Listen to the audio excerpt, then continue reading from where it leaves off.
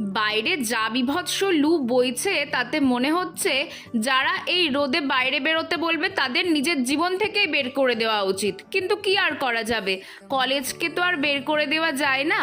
ছোটবেলা থেকেই যখনই এমন রোদ গরম থেকে বাড়ি ফিরতাম মা এই লাস্সিটা বানিয়ে দিত, আর খাবার পর না খুব রিফ্রেশিং ফিল হতো। আজকে আমি সেই লাস্সিটা বানাচ্ছি, তাই মনে হলো তোমাদের সাথেও শেয়ার করি।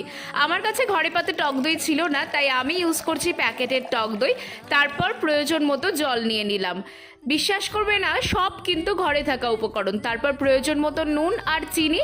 মা কিন্তু এটা দিত না, কি বলতো, এই যে সিডসের গুঁড়োটা, আমি তো এখন সিডসের গুঁড়ো খাই, অর্থাৎ chia seed, flax seed, watermelon seed, এগুলো সব গুঁড়ো করে রেখেছি।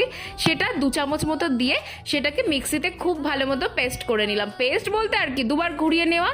তারপরেই রেডি হয়ে গেল আমার এই লাস্সিটা। খেতেও কিন্তু বেশ টেস্টি, তোমরা ট্রাই করে দেখতে পারো।